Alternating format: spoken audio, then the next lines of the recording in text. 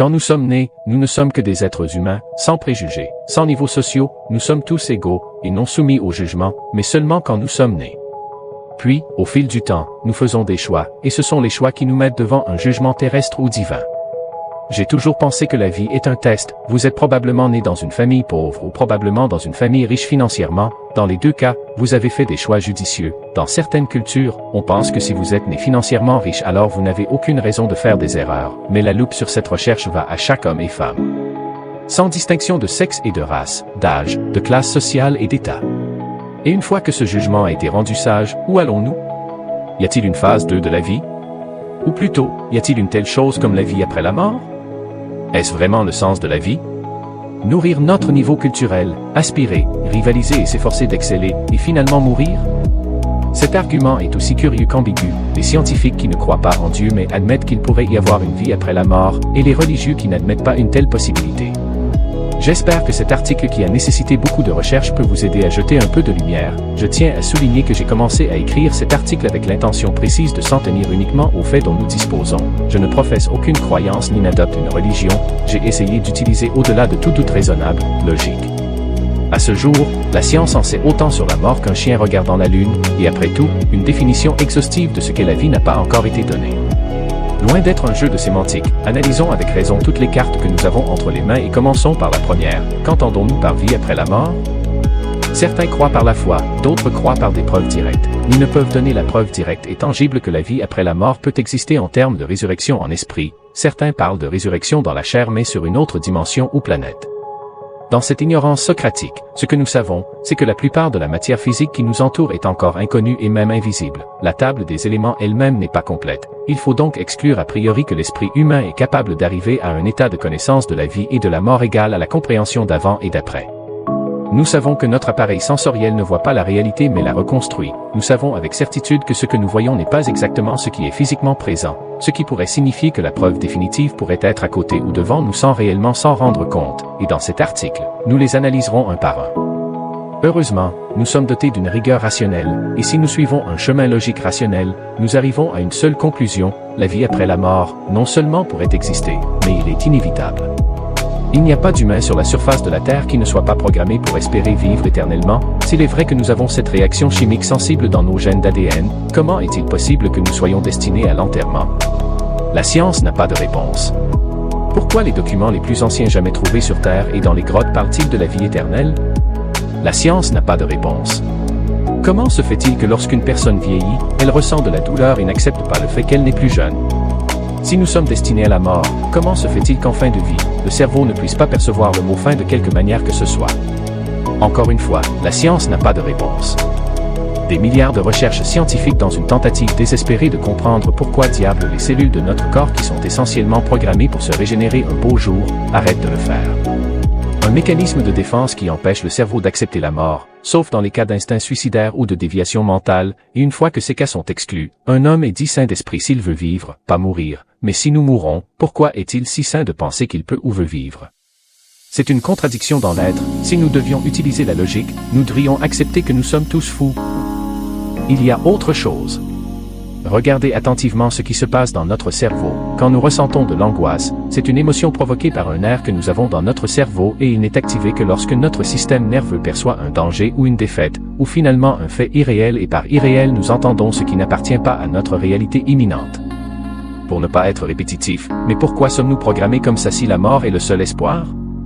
Notre cerveau après tout est capable de comprendre le concept de fini mais pas infini. Si vous regardez la table ou le bureau en face de vous, vous remarquerez qu'il commence quelque part et se termine quelque part ailleurs. Idem pour les murs de la pièce dans laquelle vous êtes. Il en va de même pour la pièce dans laquelle vous êtes, pour un bâtiment, pour une ville, pour une planète. Mais quand nous parlons de l'univers, le concept de fini devient infini parce que nous n'avons aucune idée où l'univers commence ou où il se termine. Tout comme nous n'avons aucune idée de la façon dont la vie sur Terre était possible ou où elle se termine, bien sûr, vous savez quand vous êtes né et où vous êtes né, mais dans une vision à long terme, quand la vie sur cette Terre est-elle née? La science ne sait pas, il doit y avoir un point spécifique sur la Terre où l'évolution où Dieu a donné naissance à cet embryon, qui a ensuite commencé à se diviser, jusqu'à ce qu'il arrive à un homme qui vit, respire, chasse et ressent des émotions et parmi ces émotions est naturellement né l'espoir de la vie éternelle, pas la mort. Nous ne le considérons même pas comme naturel. Des millions d'années d'évolution et nous n'avons pas été en mesure d'accepter le fait que nous mourrons. Réfléchissez un instant avant d'aller de l'avant avec cette vidéo. La mémoire nous dit que nous ne connaissons personne qui est mort et est revenu. La même connaissance du passé nous dit aussi que le fait même que personne ne soit revenu n'est pas la preuve que vous n'allez nulle part quand vous mourrez. Soyez très prudents, je ne suis pas ici pour essayer de vous convaincre que la vie après la mort existe, je veux juste amener votre perception au centre de la balance qui pèse ce sujet. Il n'y a aucune preuve tangible de la vie après la mort, et il n'y a aucune preuve concrète du contraire. Tout ce que nous faisons, c'est de l'espoir, n'est-ce pas? Restons à la science pendant une seconde et n'interagissons qu'avec les découvertes que nous avons faites. Savez-vous ce qu'est l'espoir? L'espoir, comme l'amour, n'est rien de plus qu'une réaction chimique de notre cerveau appelée ocytocine. L'existence de cette émotion nous est transmise par un gène appelé le génome mère, qui est présent dans notre ADN et est aussi appelé empreinte génétique. L'empreinte génétique n'est rien de plus qu'une connaissance de base programmée. Par exemple, la science sait qu'un être humain, même s'il est né et grandi sans relation humaine et sans livre, il serait toujours capable de distinguer le bien ou le mal, la lumière et l'obscurité, le vrai et le faux. Physique et abstrait, instinct de survie, etc. Tous ces programmes sont présents par défaut dans notre ADN. J'imprime, et l'impression signifie imprimer, et dans l'impression de notre ADN transmis, il y a aussi la vie éternelle. Si je vous demandais si vous aimeriez vivre pour toujours? Si votre réponse est oui, cela signifie que votre esprit et votre cœur ont cette empreinte. Et ici, je répète la question que je vous ai posée plus tôt. Pourquoi sommes-nous programmés à la perspective de la vie éternelle mais ensuite mourir? Lorsque vous ressentez une douleur intense, lorsque vous vivez dans une situation de danger extrême, notre système nerveux change également toute notre façon de voir, de ressentir, de penser et de percevoir. La seule constante qui reste inchangée même si l'instinct de survie est activé est la volonté de vivre. Parce que tout être humain devant une situation de danger extrême ou d'expérience qui s'approche de la mort suppose un comportement étrange. Il s'éteint. Devant une situation limite, vos facultés intellectuelles sont éteintes. En d'autres termes, vous vous évanouiriez. Selon une étude, si vous dormez, vous rêvez de mourir, le cerveau fait exactement le contraire. Il se réveille, et cela se produit parce que la mort, non seulement nous ne comprenons pas, mais nous ne pouvons même pas le concevoir ou le percevoir. Le cerveau n'est pas programmé à la mort en aucune façon. Il n'y a pas de gènes, de réactions chimiques, de molécules cérébrales capables de comprendre, d'accepter ou de définir la mort et à la fin, il n'est pas programmé pour mourir, mais seulement pour se régénérer. Si vous ajoutez à ce raisonnement idéologique le fait que face à une possibilité de mort, nous ressentons la peur, les données de la science deviennent vraiment intéressantes. Savez-vous ce qu'est la peur? La peur se produit dans une région du cerveau, appelée amygdale. C'est un nerf qui est programmé de manière autonome dans un seul but et le but est de les protéger des menaces de mort.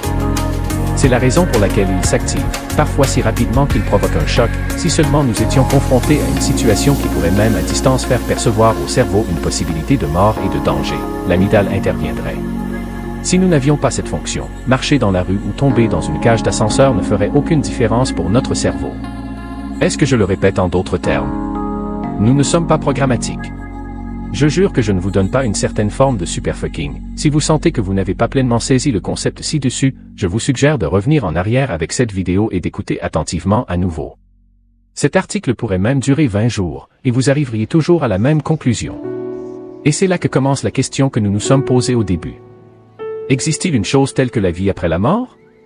La pensée rationnelle veut que vous vous posiez la vraie question, la mort existe-t-elle? Vous avez probablement été à un enterrement et donc vous diriez oui, la mort existe. En fait, ce que vous avez vu pourrait être le début et non la fin, mais le début de quoi?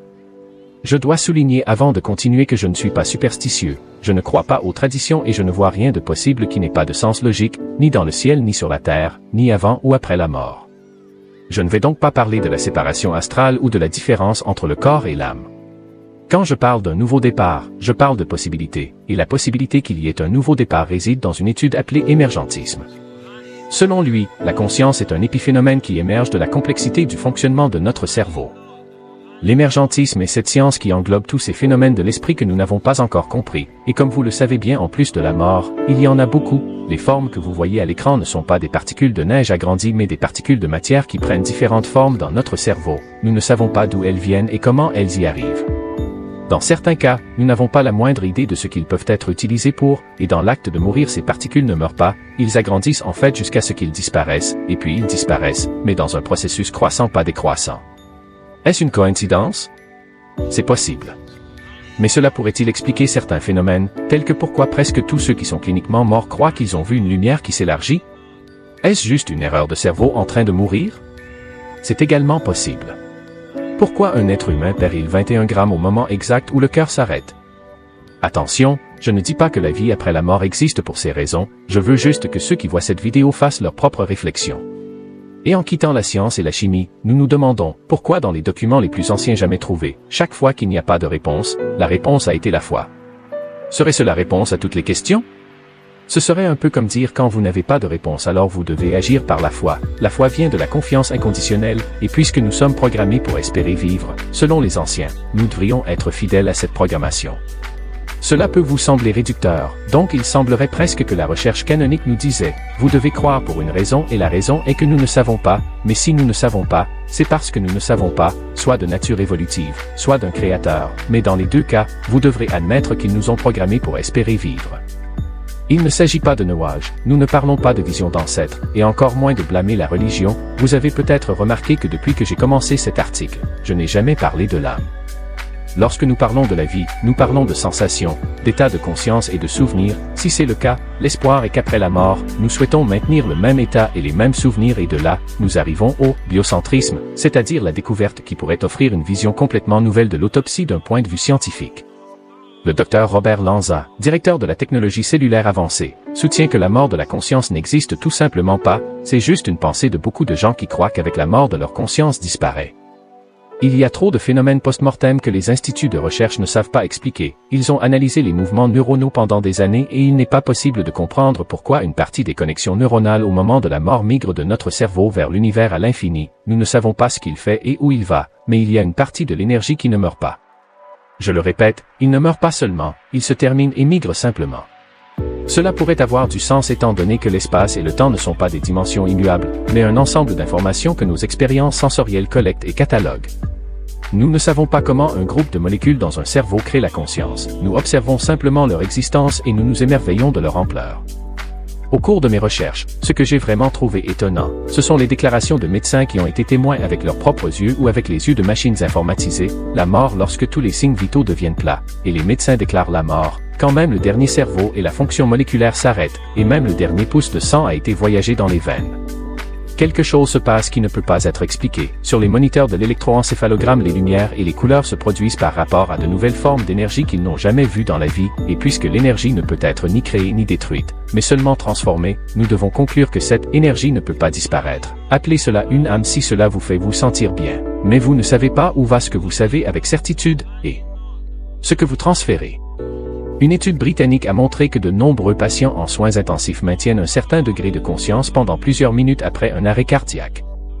Dans les 10 secondes qui ont suivi le blocage de l'activité cérébrale de la circulation cardiopulmonaire persiste, 46% des survivants possédaient des souvenirs remontant à la réanimation, liés notamment à la peur, aux animaux-plantes, à la forte lumière, à la violence, au déjà-vu, à la famille. Certains d'entre eux ont pu décrire mot à mot la conversation tenue dans la salle de réanimation pendant la réanimation, et beaucoup d'entre eux ont répété aux médecins les mots qu'ils ont utilisés. Après l'insuffisance cardiaque que les mêmes médecins essayaient de réanimer.